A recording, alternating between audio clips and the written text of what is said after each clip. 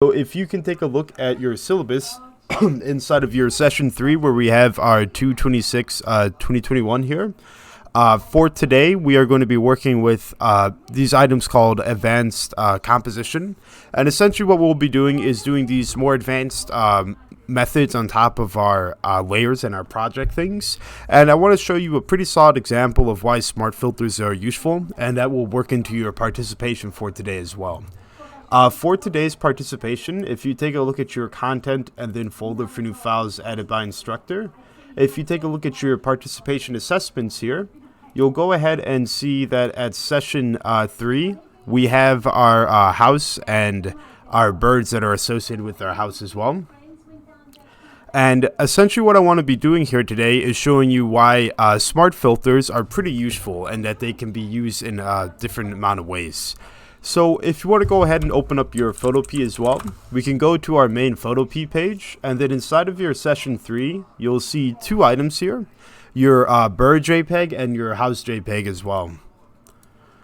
So here I have these two items that we're working with. And I'm just going to go ahead and drag in my house JPEG. And again, if you guys want to use your different type of images or anything you would like to use alone, that'll be perfectly fine. For right now, I'm just going to work with the defaults that I downloaded because I think these two show a pretty good job of what your smart filters do. So what I'll do here is at the bottom, I have my downloads at the bottom here. So I usually drag them in, but I can also just go to open. And then I can go down to downloads and then open up house. And then after I open up my house, I can go ahead and open up my bird image as well. Now, after I have my bird image open, you'll notice that it's in a different layer. So what I can do is go ahead and drag the bird layer over to my house layer. Now, I wanted to introduce smart filters this way because this might be a situation you find yourself in the future if you're ever doing Photoshop work, or maybe if you're trying to figure out how to do it alone with some type of event. That'll be fine too. So for right here, you'll see that I have this background that's not transparent and it's blocking my main image there. Now, let's just say instead of, some of us might say, okay, I'm going to grab my magic wand and delete the background of the bird and I'll be fine.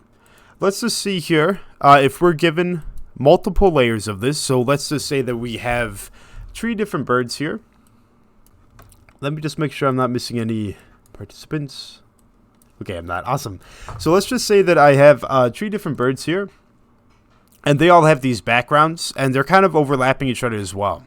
So using our knowledge from DM140, from our previous selection and deselection methods, what we would do is we could maybe grab this. Okay, I restarted it here. Sorry about that, everyone. So based on our previous knowledge with this, essentially what we want to be doing here is if we're given a situation where we have to modify multiple layers that might be the same, and you will see this in your project a few times, I don't want to have to go ahead and select each of these layers and then go ahead and use my magic wand tool and delete it. I could technically do that, but as we know that sometimes just because we could do it doesn't mean we should do it because it might not be as efficient. So what we can do instead is do something that your syllabus refers to as smart objects. And now there's also this neat little supplemental area for smart objects too that I'll show everyone. And if you would like, you can read through it it's a pretty nice summary of it. But the main thing that I want to show everyone is that a smart object is non-destructive editing, meaning that if we apply a certain effect to a smart object, it's not permanent. If you remember when we made our image black and white, we would only be able to go backwards to delete the black and white, whereas with smart objects, we're able to constantly manipulate it and not have it be destroyed. So how do I get a smart object? Well, let's just say that I want to duplicate this layer of this bird, and I'm just going to call this bird right now. I can right click on this, and then you'll notice here that I have this small little option here that says convert to smart object. Now I converted my bird to a smart object, and now what I'm going to do, and if you see here, it might be hard to see here, but there's this little square that's at the bottom here, and that essentially means that whatever layer that is, it is a smart object that we're working with. So after we converted this to a smart object, I'm going to right click on it again and hit duplicate layer. And it says bird copy, so I'm just going to change it to bird to bird dream. You can keep it at the copy. The name doesn't really matter too much. But the thing I do want to show is that I still have this same error, right? I have all these birds that I want to work with, but I don't want to take so much time to delete the backgrounds from them. So how do I go about using my smart object to edit multiple things at once?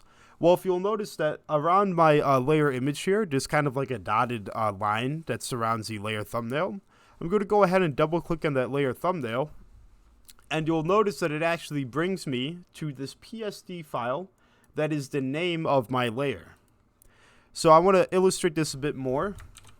I'm going to call this bird test, and if I double click on bird test, oh, sorry about that, it will take me, I guess let me close this one really quick. Seems like it's just using the same name, but the name doesn't matter too much. But as long as we're referencing this original image that we're working with, it'll be fine. So what do I want to do inside of this? Is it easy? Oh, there's a few more folks in the waiting room. Awesome. So what do I want to do when I have this situation of this image of the bird not being present here? Well, what I can do is with my magic wand tool, I can select the background, and I can go ahead and delete the background like I would in the main area. And now after I selected the background, I'm going to go to select and deselect. And I want to make sure that all of my gray squares are selected as well. And if I have contiguous selected, it might not work. So what I'm going to do is deselect this one up here, go down to these gray squares and select them. And you'll notice that even if they're not touching, they all get selected. And so I can delete these and then select and deselect. And now I have this really nice bird that has no background in it. So what I'm going to do now is I'm going to file and save. And you'll notice here that there's this new option that says save, and then in parentheses it says smart object. So what does that mean? Why don't I click that one?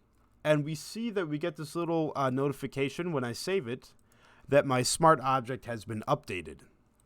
Now, if I go back to my main page, what does everyone see? Well, you'll see that the smart object that was duplicated is actually affecting all the other smart objects as well.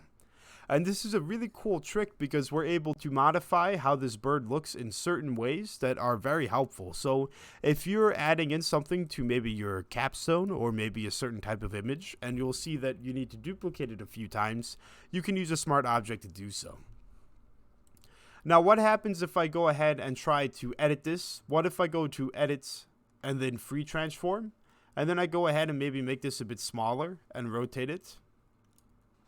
Rotate it this way and make it a bit bigger. I'm going to hit OK here. File and save as a smart object. Now, if I go back to my main page, you'll notice again that the images that are the smart objects together are rotated as well. And just like this, any changes that I make to this bird, maybe I erase the wings a little bit. If I'm making them inside of my file, if I'm making them inside of my smart object area, it's going to affect all of the other smart objects as well that were duplicated by it. Now, does this mean if I go into my bird selection here and I go to edit and free transform, that it's going to move all of them? No, so essentially what you could do is because you have different layers, you can modify each bird inside of your main PSD file to any way that you'd like. But if you want to make changes to your smart object to affect all other smart objects inside of your PhotoP project, you're going to go to the thumbnail, and then you're going to double click on that thumbnail. Now let's see if we go to bird 2, whoopsie daisy, and double click on this guy. And then we try to erase him a little bit too. We'll see that the other smart objects that are similar to it also get the effect of it as well. Is it easy? And essentially, that is your type of smart object that you'll be working with. So smart objects, again, are a way to create non-destructive editing. And there's a really cool way to use them where you can have lots of effects on them at once. Now, there's also a few more things that we can work with here with our smart objects. Let me just double check the waiting room super quickly.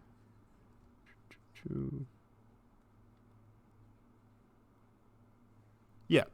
So smart objects, when they're linked to the same source, i.e. they're all based or duplicated off of the one image, you can make modifications to them that make it very easy to modify them as well. But you can also keep them separate from each other too, because each of these smart objects is a different layer. So if I hide one layer, it won't hide the other one. If I click on a bird and I go to layer style, and then maybe I add in a few styles to this as well, I can change the opacity and stuff too, and it won't affect the other images that are there already. Now if I go to layer, let's see here, and a new adjustment layer, how about if I click my bird too, go to layer, new adjustment layer, why don't I try to make one of my birds black and white? You'll notice again that it's making it black and white because it's the adjustment layer that we're used to. So it's making my entire image black and white. See, I can delete that. Now, instead of doing it this way though, let's see if I can figure out one more thing here. There we go. Sorry everyone, I was just experimenting with that one. So if let's just say that I wanted to work with some of these birds separately, and I want to have different effects on each of these birds, even if they're from the same source, what I can do is maybe I can select bird tree. I can go up to image up here after I have the layer that I want to work with selected. So I'm selecting this bird on the right side. I can go up to image, adjustments, and then I can go over to my black and white filter that's right here. And this bird isn't so colorful, so it doesn't look too different, but I can go ahead and make him a bit more red. And you'll notice here what pops up inside of our bird tree. Well, there's this smart filter. And this is essentially why smart filters are really useful, because these are non-destructive filters, meaning that if I create a black and white filter, I don't need to delete it to remove it. I can actually hide and show it, and I don't need to delete the object to get rid of it either. And you can add multiple filters to your one image. So I'm going to select bird tree again, go to image adjustments, and then I can go down to maybe hue saturation. I can make it really hue. These birds aren't so colorful though. There we go, that one might change a little bit there. And if I hit OK, you'll notice that I now have a black and white filter. And if I delete that, the bird looks a pretty crazy looking bird. I can hide that as well. And again, these are non-destructive because when I hide them, they're still there technically, but they're just not visible. Now, what happens if I go ahead and double-click my clone bird and I am in the Smart Object Editing area? Remember, I was here at the start when I got rid of the background for each of my birds. What happens if I'm inside of here and I try adding in an adjustment? Let me go to Image Adjustments, and then I think Color Balance is one that we did. Let me make this bird very blue, like this one. And I save it, like this one. You'll notice if I go back into my image here, is that I can't get rid of the hue saturation or that color balance that I just added, and all of my birds are blue. So essentially, if you want to make changes to all of your smart objects at once, you're going to double click your smart object here, and go ahead and change it inside of here. After you made the changes that you like, you can go to File, Save Smart Object, and it will reflect the changes inside of here. Or if you just want to edit a single bird, you can go ahead and select Layer, because remember, our smart objects act as layers as well. And then go up to Image, Adjustments, and fiddle around with here. So essentially, for today's participation, I kind of did a lot there, and I'm recording it too, so in case it was a bit faster, I apologize for that. But for today's participation, all I want everyone to do is, at the very least, drag in, and again, you can use your own images if you'd like. These are just a bit easier to work with. Drag in your bird again, and I'll actually redo this for ourselves really quickly. So for today's participation, just go ahead and go to Session Tree and download your house and bird. You can go ahead and drag in the house and then drag in the bird. And after you have them dragged in, with your bird selected, and this one is already a smart object, with the bird selected, right click on it and then hit Convert to Smart Object. After you've converted it to a smart object, you can duplicate it. I think 2 times is fine, but if you want to go 3 times like I did, that's fine as well. But all I want people to do is fiddle around with smart objects, see how it works, double click in the smart object and get taken to that editing area, and see if you can go ahead and delete the background of the bird, like this one. Oh, and if you see here, if it says anything like the smart object must be rasterized first, if you right click on the bird and you hit rasterize, that will fix your issue for you there. Awesome. And now that I have my smart object updated, I can go ahead and fiddle around with it and do the adjustments. But at the very least, I just wanted to show everyone how smart objects work and how the source cloning works as well.